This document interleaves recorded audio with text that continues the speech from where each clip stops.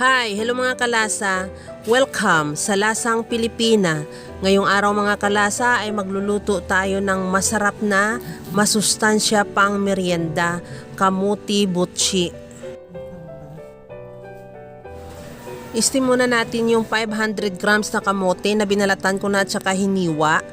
I-steam natin ng hanggang sa maluto. Pagkaluto, ilipat sa mixing bowl. Habang mainit pa, imamas na natin para madali siyang durugin. Kung wala kang kagaya sa ginagamit ko, pwede naman tinidor at hanggang sa madurog mo lang.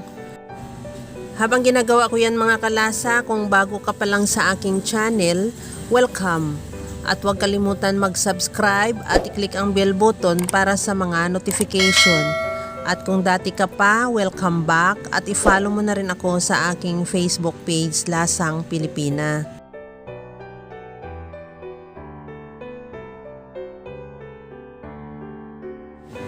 At lagyan ko na ng glutinous powder. Ihalo lang hanggang sa may mix lang lahat yung glutinous powder natin sa kamote.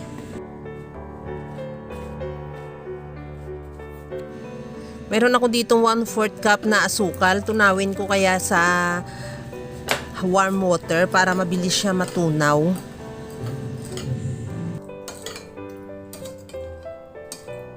Okay na tong ating asukal, ilagay ko na yon sa mixture ng ating kamote at glutinous powder. Ihalo lang din.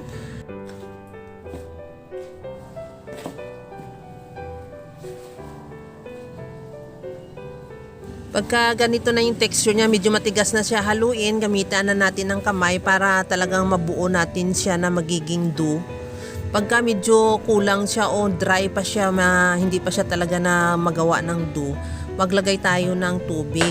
Magdagdag tayo hanggang sa magawa lang talaga ng tamang texture. Makuha mo lang, depende sa'yo kung anong gusto mo. Basta ikaw na magtansya. Basta yung tamang-tama lang, wag naman sobrang basa at wag din sobrang tuyo. Okay na to. Mayroon na ako ditong cheese na hiniwa ko siya ng pa-cubes at linga. At mayroon din akong kunting tubig. Mag-scoop na tayo. Gamit ko ay 1/4 cup na scoop. Depende sa iyo kung anong kalaki. Ipa-flatten ko lang yan at lagyan ng cheese sa gitna. At bilugin na rin para takpan na yung cheese. Kagaya lang sa nakikita mo sa video, ganun lang din ang ginagawa ko. Hanggang sa magiging bilog or bilugin mo na lang din. Pagkatapos niyan, basain ko sa tubig. Basahin ko rin sa tubig. Saka ko rin siya ilagay sa bowl na may linga.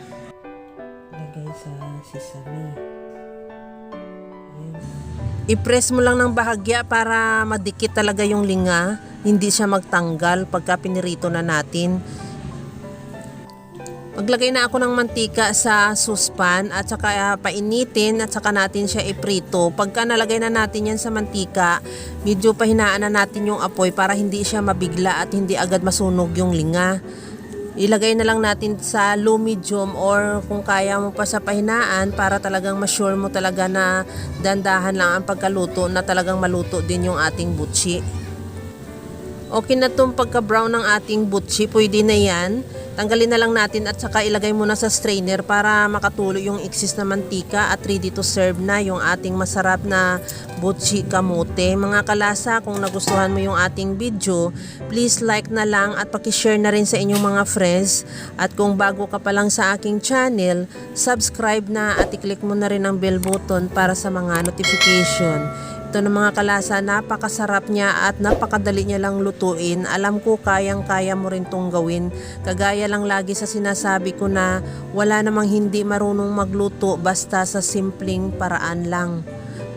Tingnan mo mga kalasa, tikman na natin. Napakasarap niya at tamang-tama lang yung asukal natin. At ang tamis niya dahil matamis na rin din naman ang kamote. Kaya gawa ka na rin mga kalasa. Hanggang sa muli. Thank you for watching. Bye-bye!